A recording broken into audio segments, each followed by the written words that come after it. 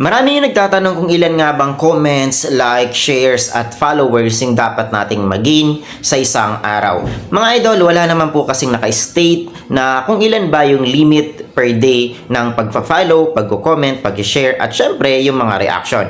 Pero base po mga idol sa experience ko, sa personal experience ko talaga is 150 lamang po yung limit ni Facebook. Yes po mga idol, mayroon po tayong 150 na followers per day, 150 na comments, 150 na likes or share or any kinds of reaction, and then 150 na reaction.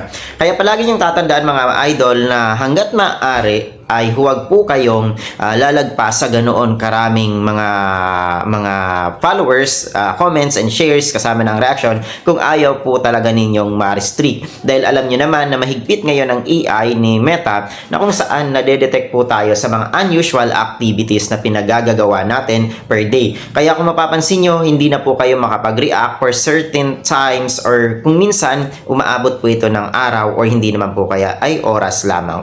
O kung masama or the worst case, inaabot po ito ng 7 days. So paano kung may natutuhan ka sa videos na ito, i-share mo na at sa gayon ay magkaroon tayo ng interaction sa isa't isa. Paalam!